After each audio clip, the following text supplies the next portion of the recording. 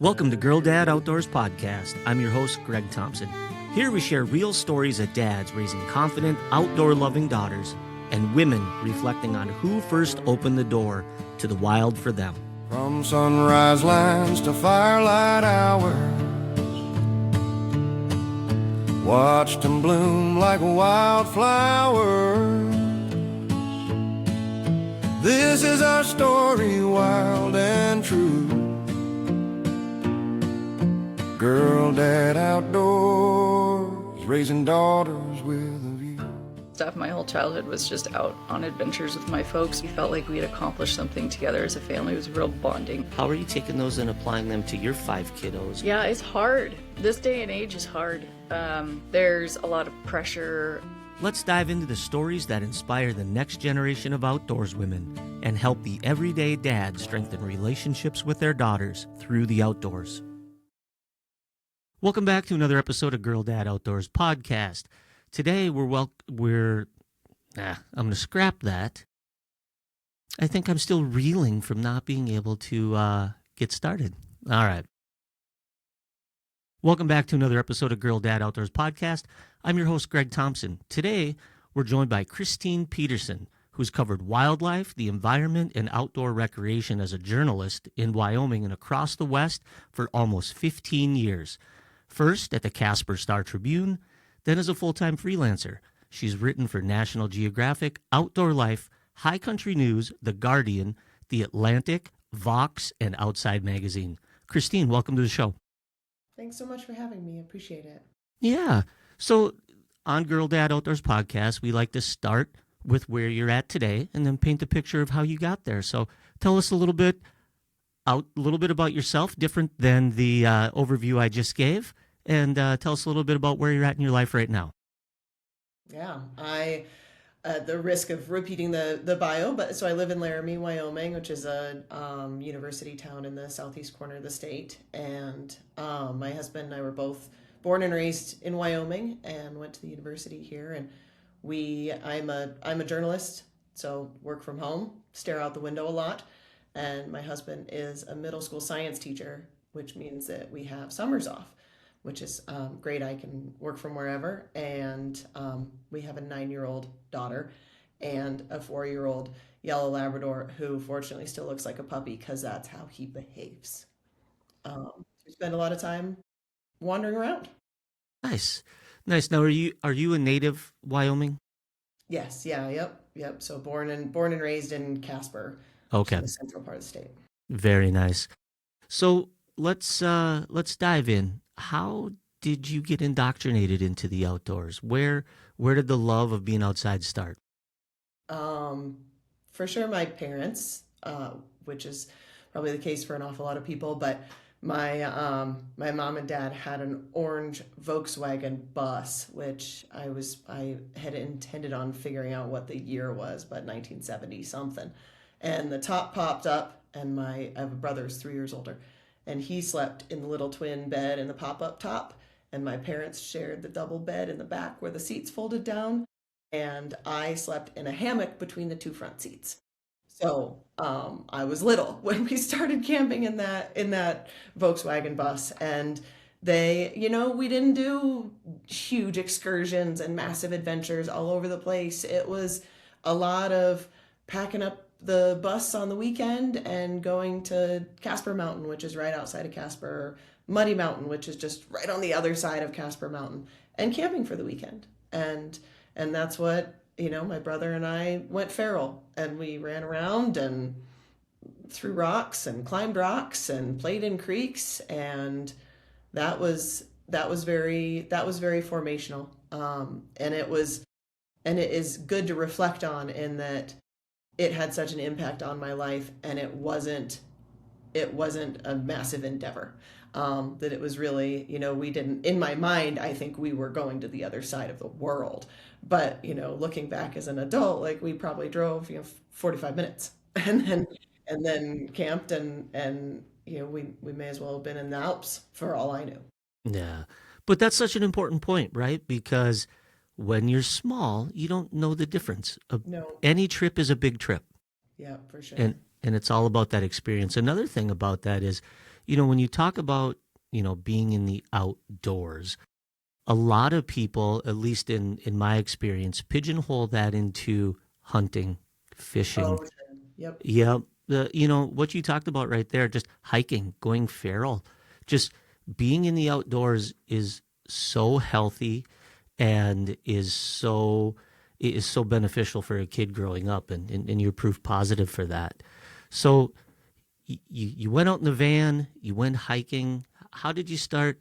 How did you start elevating your trips from there? At what age did you start doing some different things? And when did you start ratcheting up what you started doing? Um, I mean, we went on a couple backpacking trips when I was probably mid elementary school. There's a picture of my gangly brother and my gangly self and our big Malamute, and my parents, who I felt were so old and were, my age, at the time, standing in the mountains of Northwest Wyoming. And so we did a couple multi-night backpacking trips in there. I remember that the first backpacking trip we went on because I could carry my clothes for a mile. And that was sort of the threshold. If she could carry her clothes for a mile, then we could go in somewhere.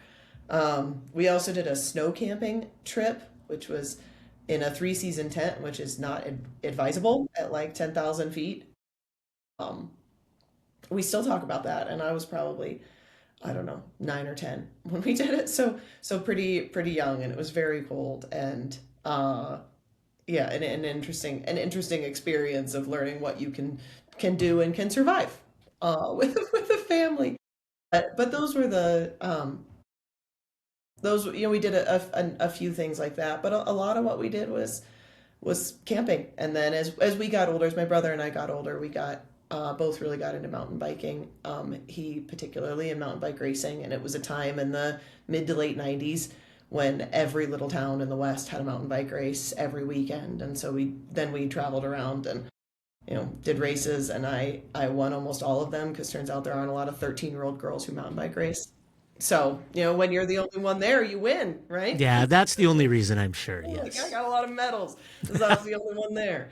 Um, but yeah, those were all, it was the sum total of just a lot of time spent outdoors. And it sounds like both your parents were super involved.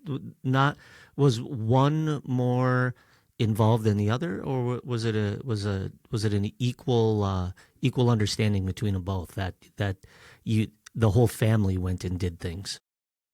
Um, yeah, we for sure went as a family. And so, that's an interesting question and one that I should ask them how that, I don't know. I think as a kid, you don't actually know who's driving what.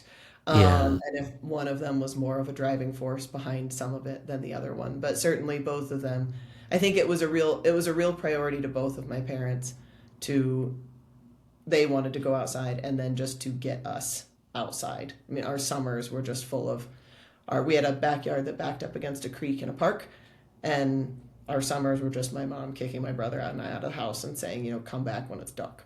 And yeah, so then played in the creek, which I think was probably pretty typical of my generation, our generation. yeah. No, and the reason I ask, Christine, is because you find the whole genesis of this podcast is finding ways for dads to integrate their daughters into what they do outdoors.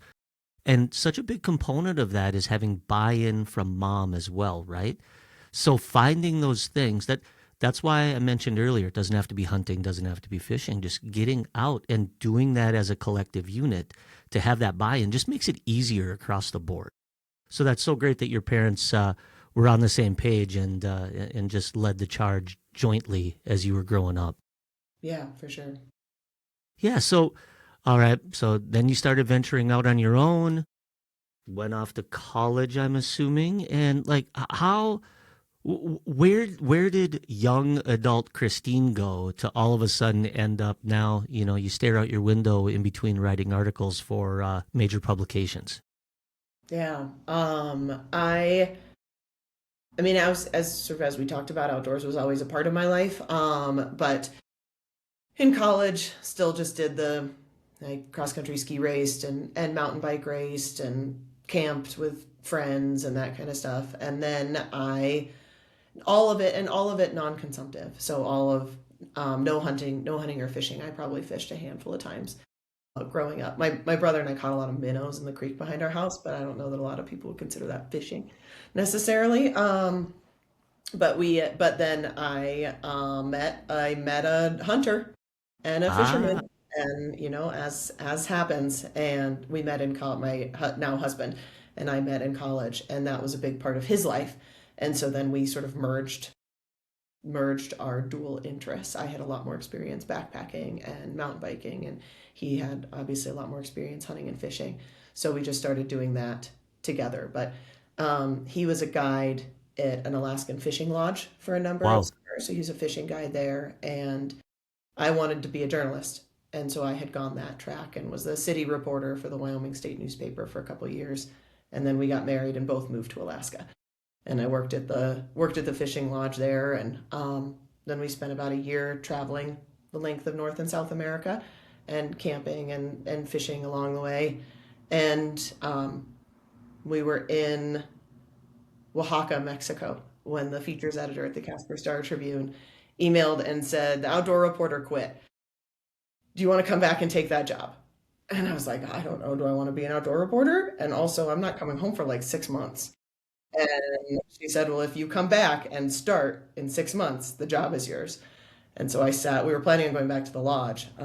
And we spent a 12-hour overnight bus trip and decided, yep, that was what we were going to do. So I accepted the job as the outdoor reporter when we came back. And then that planted us back in Wyoming, which is where we wanted to be ultimately.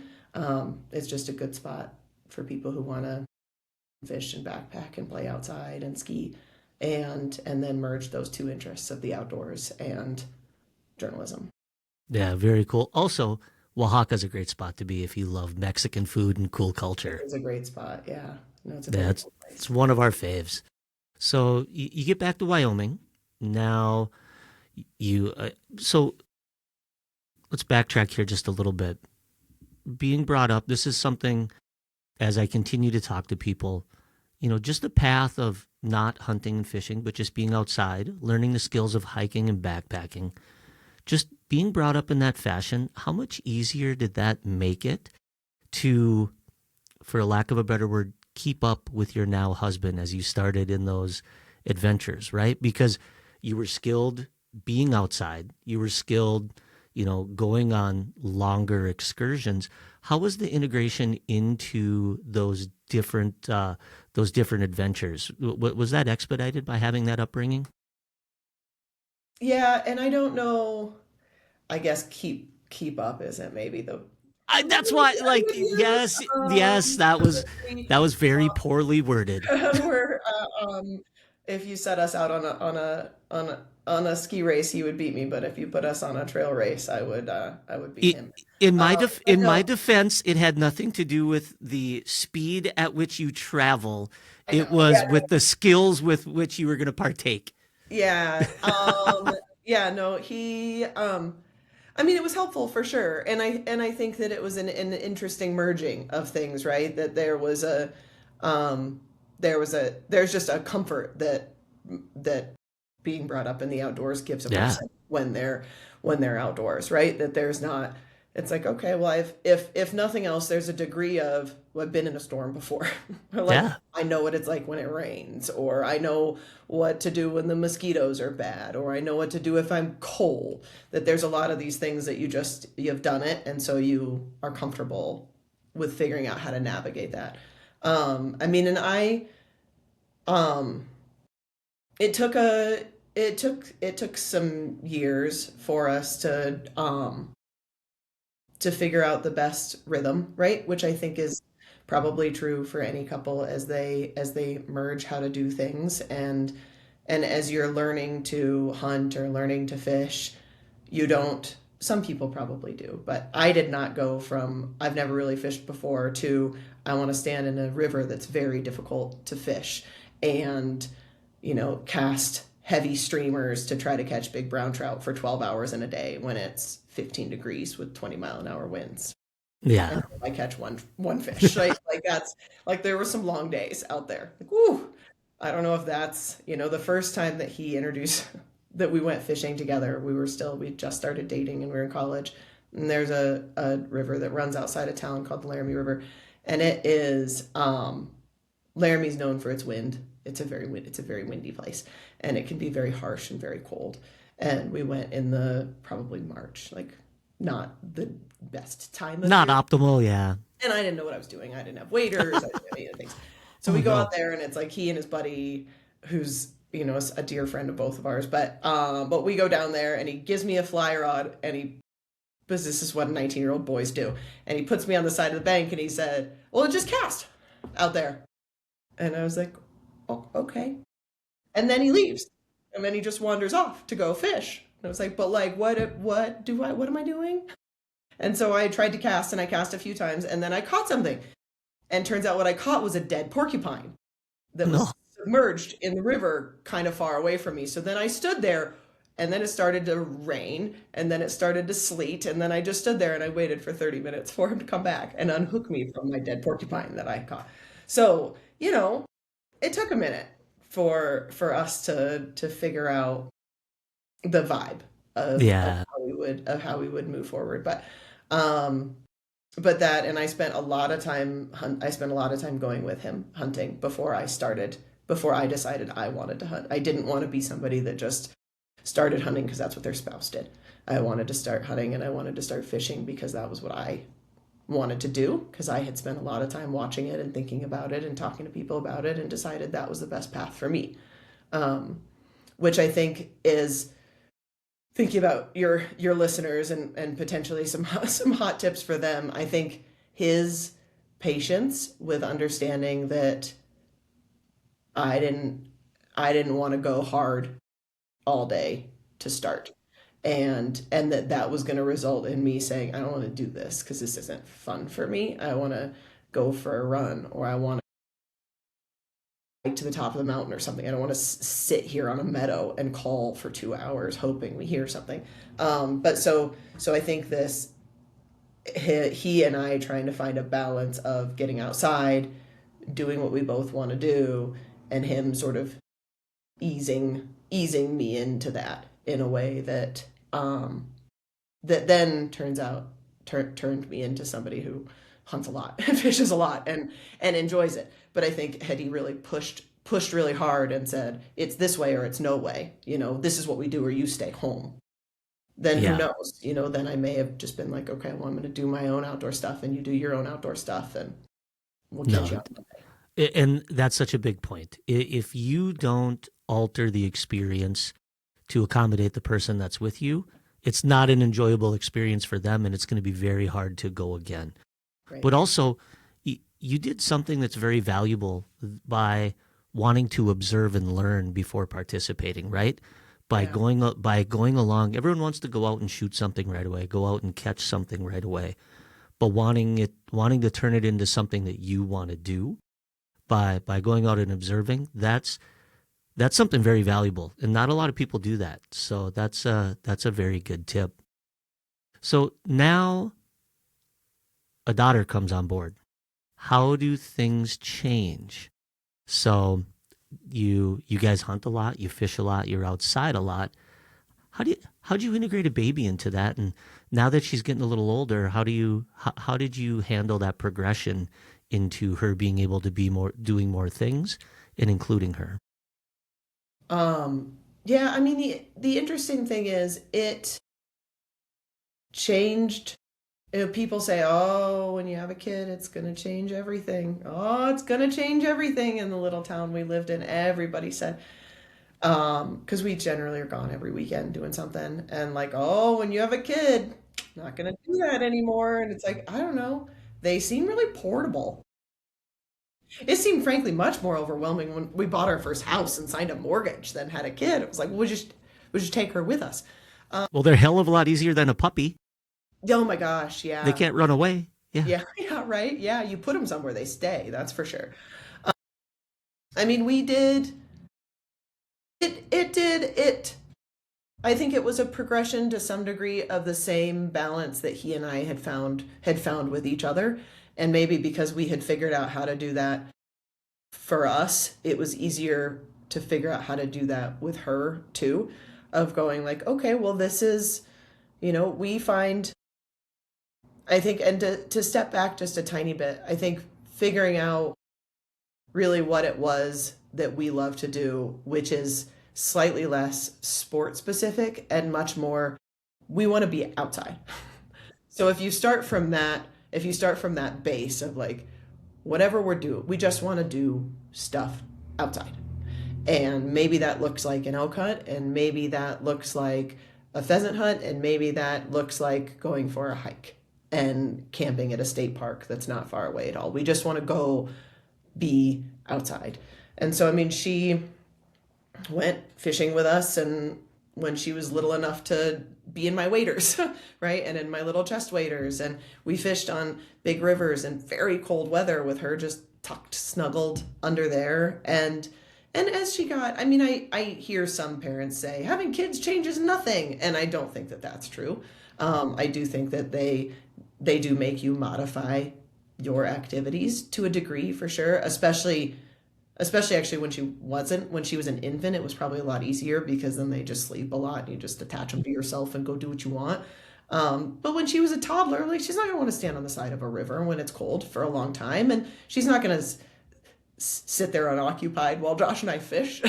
So so then it becomes this sort of sharing, like, okay, well, she and I are I'm gonna read to her in the truck for a couple hours while you fish, and then you come back, and then you and she, or then he and Miriam, is our daughter's name, would play on ice and look for bugs while I fished for a couple hours or something like that. So then you figure out that that balance. And even stuff like elk hunting, which I think people tend to think would not be somewhere you would take a little kid, just because it's the stakes are higher. She doesn't go, and didn't when she was younger. She goes now on elk hunts occasionally, but because we made them camping weekends, then it was, we would go camping, and then she and I would sleep in and have hot chocolate and read, and then I'd take my shotgun and the dog, and we'd go look for grouse, and Josh would get up and early and go elk hunting, and then we'd meet and have like a brunch in the middle of the day. And so we just found a rhythm that worked really well with her, that didn't feel like a sacrifice for either of us. It wasn't, well, now Josh goes elk hunting and I stay at home with the kid, right? It's all of us going out, and then in the middle of the day he would hang out with her while I would go get my run in or something like that. And so then you'd figure out the best rhythm and the best way to just meet your core expectation, which is be outside. Yeah. In a way that kind of makes everybody happy.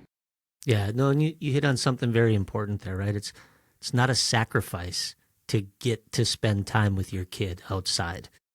Yeah, you may not be elk hunting, but what you're doing while walking around looking for bugs or shooting grouse, super valuable for them later on in life. So that's very well said by you. Appreciate that.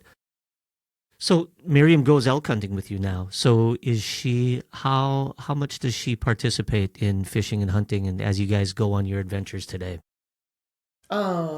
She participates in, basically all of it. Okay. The reason I ask is, we have 4 daughters, like they get friends, and all of a sudden they're like, I don't want to go all the time. 100%. And I, if we're honest, I know what she does now. I don't know what she's going to want to do. She's 13, right? Get ready. I know. Yeah. So, she's 9, and she does not like elk hunting, mostly because she is not a morning person, and she does not want to wake up early in the morning. She really likes pheasant hunting, and checker hunting, because those you can do in the middle of the day. You don't have to wake up early, and you don't have to be quiet. Yes. Which is a big thing, right? If we're out in the woods, she wants to be talking and telling stories, and which I get. I mean, that's a Absolutely. lot. That's a lot to ask of an 8-year-old to get up at 5:30 in the morning and walk around the woods in silence. And so I mean, so she does do most stuff with us. Her favorite activities, if you were to ask her, are backpacking and camping. She really loves backpacking a lot. And I'm not entirely sure why, what elevates backpacking above camping other than I don't know. We fish a lot. The fishing when backpacking is often better than fishing other places because we're high mountain lakes and high mountain Yeah. streams and there's a lot of cutthroat and they're hungry and so it's easier to catch them and she that's very delightful for her. I think it's also probably a lot of unadulterated mom and dad time, right? Because that's it's just the three of us and our phones don't work. And so That we're just, that's we're where I was going next yeah, is, the they're benefit of being together. up there. Yeah. There isn't laundry to fold, there isn't work to be done. It's just us out there. Yeah. So But so but also the not access to the cell phone, right? How yeah. important that is. And at 9, does she have a cell phone yet? Nice when I said that, it probably made it sound like she has a phone. No, it's that I mostly and Josh hardly ever uses his. It's mostly just that I don't have access to so, so Yeah. her, But no, her but mom it's staring at it's the box box. so important. Whether it's finding a place that doesn't have cell service so it's not an option For or sure. hitting do not disturb. So it's that uninterrupted experience. That's important. So what have you been working on lately, Christine? So we've talked about what you like to do, how you're integrating with your daughter. What are some of the projects you've been working on? Let's see. I mean, I write a lot about there's a lot of environmental political news that I cover. So there's that kind of stuff. There's um a story that I end up writing a fair bit about the impact of recreation, which ironically, because I do a lot of that, but on the natural world and how we better balance that and better figure that out. And then we are embarking on a project where we as a family are going to try to meet. We're saying catch, but mostly I think we mean meet every fish species in the state. So Ah, there are 76, depending on how you parse out some of the minnows, fish in Wyoming, which Wyoming is not going to have nearly the fish diversity of most states because it's a headwater state. But Wyoming sends water to three major drainages across the country, and so we've got a number of game species, but a lot of non-game species. So we've just been having a lot of conversations about biodiversity and the importance of biodiversity, and so we're gonna stay put this summer. Usually we go on bigger trips like to the Boundary Waters and Quetico and Mexico and Canada. Got to fish in the summers, but this summer we're gonna stay in Wyoming and see what we can find. yeah. So, one, I love having Minnesota thrown into the Boundary Waters in Minnesota, thrown into that list of places that you like to travel. It is a magical place. I had Land Tani on last week, and we were talking about Oh, nickel mining potentially in the Boundary Waters. So that was very top of mind.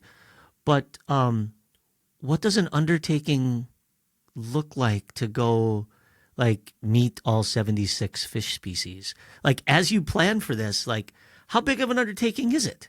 I don't know, to be honest. We're trying to figure it out. I don't know if it's gonna happen. We have a gigantic map of Wyoming that hangs on one of our walls, and it's just where we often stare at and think like, oh, I wonder, we haven't been there in a long time, or have you ever been up there? And partly it's a stark reminder of how little water there is in Wyoming. I imagine if you looked at a map of Minnesota, the land of 10,000 lakes, it would just be water all over the place. And Wyoming is not, it is not the case. But it, we one night, we bought sticky notes, the little like sticky tabs that you would use to mark a binder or something. And we wrote all the fish species on them.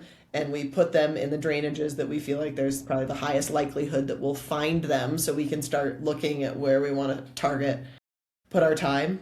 And on Sunday, we went ice fishing outside of town and caught some white suckers. So we got one of Nice. Wyoming's 8 sucker species crossed off the list. So we'll see. I mean, there's some, all the trout species that aren't going to be hard, but there's a lot that are going to be tricky, and we'll just have to see. So are you involving your daughter in the planning? Is she Oh part of yeah. this? Oh Yeah. yes. No, this is a very yeah. No, she was the one putting the stickers on the map. And when we caught the white sucker, we came back and opened up our Fishes of Wyoming book, and Josh walked her through the dichotomous key, and so had her look at the picture and count how many rays on the fin and that kind of stuff to figure out what the species was. So yeah, no, she's very excited about this Uh, actually. So Yeah. it's a fun challenge. Yeah. Well, and also it gives her ownership of it, right? So if this drags on and there's going to be parts of it that aren't as fun, There she's sure got an will. ownership stake in it, and it creates a little bit of drive. So that's pretty cool.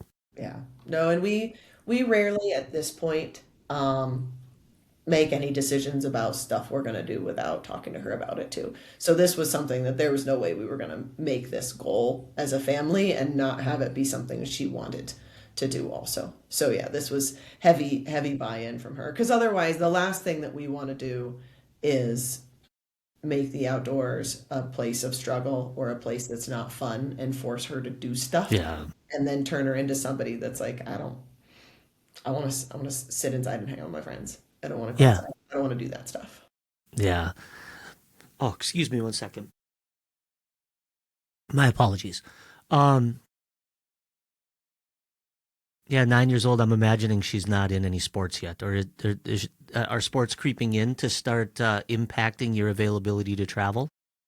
Not yet. I mean, she does do activities, yes, but she's not on any travel teams. So we're not ready to sacrifice our weekends for that. Yeah.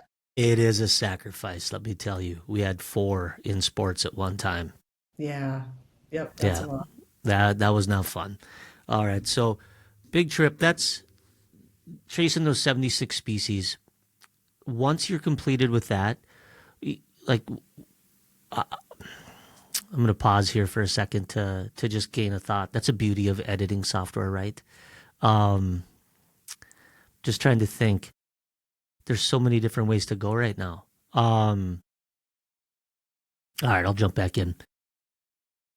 So, Christine, we've talked about a lot about the orange Volkswagen van, how that led you to the outdoors, how you met your husband and integrated through college into hunting and fishing from traditional backpacking, and then having a daughter and slowly bringing her along to age 9.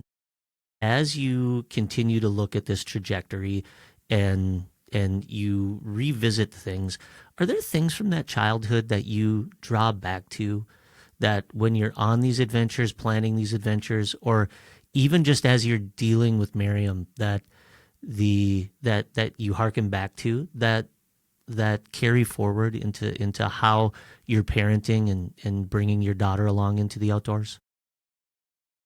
That's a great question. I think that probably really at its core is this prioritizing being outside and not trying to make whatever we're doing into an expedition.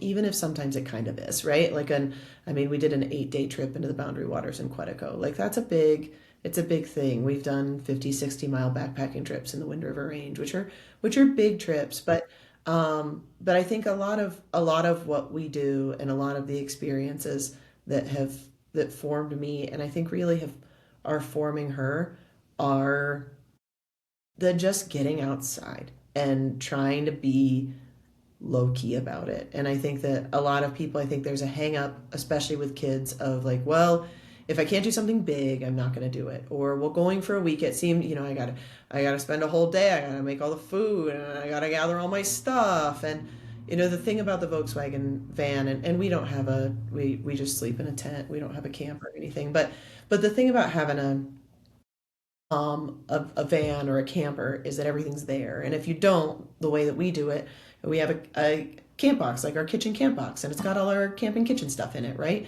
And then we've got another tub that has all of our bedding in it. And so then it makes it so that getting ready to go for the weekend isn't this nash of trying to find all the stuff and trying to make sure we've got all the perfect things. It's just like, no, sit down and come up with an easy meal. And maybe the dinner on Saturday night is like one of our standbys is beans and weenies, right? So it's like baked beans and you cut up bratwurst and put them in it. And I cut up an apple and I make it fancy with the apple. But it's very with cheese. It's very easy. It's 4 ingredients. It isn't a big deal. You don't have to prep anything. You can just, if you're really running late, you just run by the store on the way out of town and grab what you need and then go.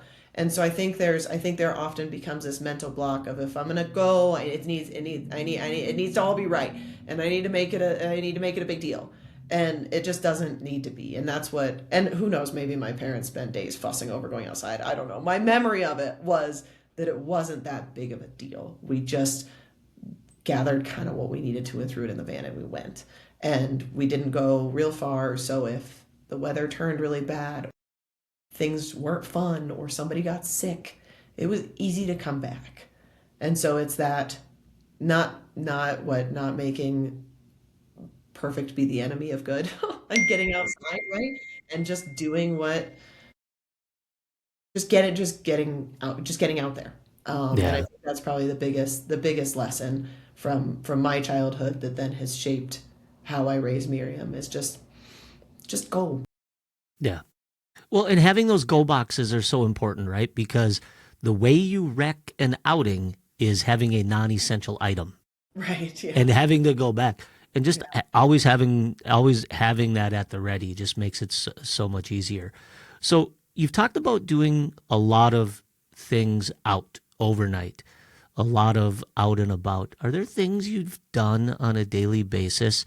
Like you look at the everyday listener, right? You look at the everyday dad, the everyday mom. What are things that you potentially did on a day-to-day basis to get Miriam outside to help get her ready for these bigger adventures? Are those things that you did, or was that not a thing at all?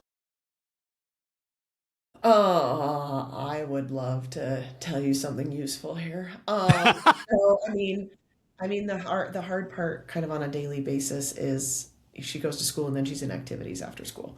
Right. And so then you've got homework and you've got to eat dinner and then it's dark. And so, we do try to go, there's a little creek in town that we'll go fish sometimes, and there's the little like kids fishing ponds, and a lot of towns have them, and those are really easy ways to just go for an hour, go for 30 minutes, just go out and do that a little bit. The prairie is right by town, so we go out and walk around in that, and I don't know if that's prepped her for the bigger stuff. I don't know. That question's a little tough for us to parse, only because the consistently going every weekend has just been a part of her. Absolutely. So but that's great to know, because there's aspirational, there's inspirational, there's ways for people to take that. But even if you're not going outside during the week, just doing those things because you have those big adventures on the weekend, are there conversational components that you have during the week in order to be prepared? Like, are you working with her in preparation just via conversation to get ready for that weekend or possibly the next adventure? I'm sure that there is, in the outdoors, and what we're going to do is sort of an omnipresent force in our house, right? Yeah. On Thursday night we sit down and we come up with what we want to eat for the weekend. And so she's part of that, and everything. I think when I say we, it's always the three of us. Now, right? When she was 2, she wasn't volunteering what she wanted to eat for the weekend, but especially now, the more I do think at this age, and it started even younger, but the more agency that they can have in the stuff that you're doing, the better, right? It's that buy-in piece, and so making sure that the food that we're eating is stuff that she would be excited about having is good. And then we look at maps and talk about where to go and talk be fun to do there and get a feel for, what she's interested in, or how she would like the weekend to roll if it was up to her. So there is certainly some of that. I mean, I think a lot of the conversations about the outdoors and what to do in the outdoors and how to be happens when we're there, right? Yeah. When we're doing it. No, but the simple things like even planning dinners. What do you want to eat? Yeah. Because it's, once again, taking ownership and involving them, giving them a level of decision making so it's their own as well. Yeah. That's a great piece of advice. So, Christina, are there any articles that you wanna call out that we'll put a link in the description that you want people to take a look at? Is there anything recent that we should point out? We're editable, so it doesn't matter. I'm so bad at coming up with. I write so much, and I know I don't know, what have I written? Well, I mean, what's that? I know a pretty good article in outdoor, unless there's another Christine Peterson. If it's not super recent, but the taking kids outside one is that you had mentioned that you read is probably a good one to link to. Yeah. Because it pertains to this conversation. There is, I don't know if they're online. I write a letter to Miriam called Dear Miriam that runs quarterly in Trout magazine, so Trout Unlimited's magazine.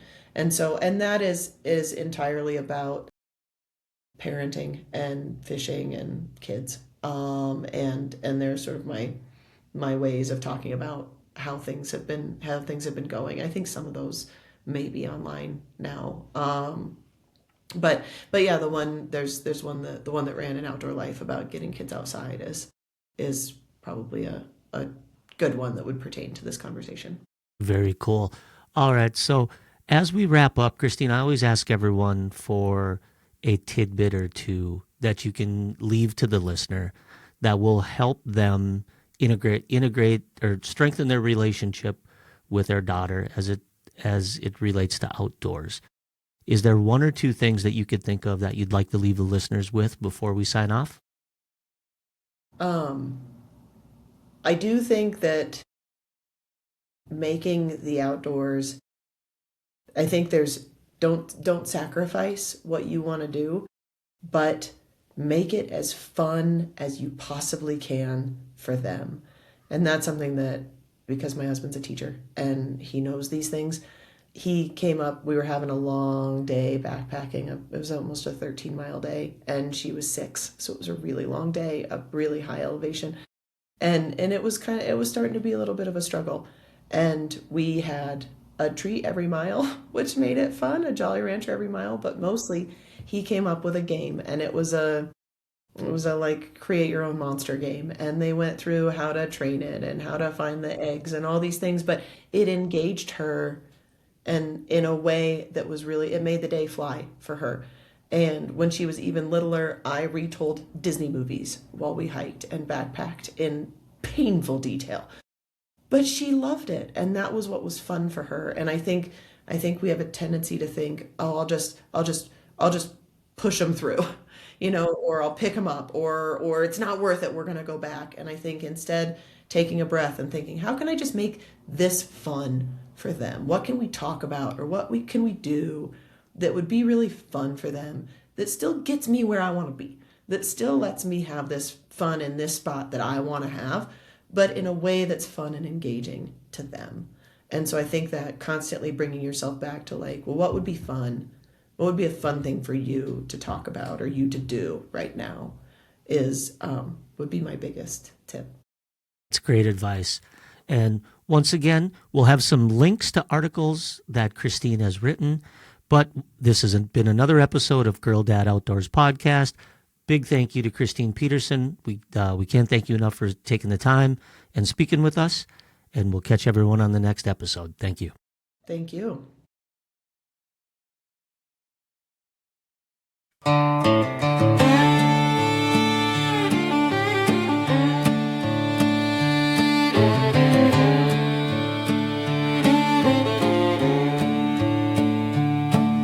Four girls running free down a gravel road. Barefoot dreams where the tall pines grow, each one different, strong and true. I just thank God I get the view. From sunrise lines to firelight hours, watched them bloom like wildflowers. This is our story, wild and true. Girl, dad, outdoors, raising daughters with a view. Lines in the water, lessons in time.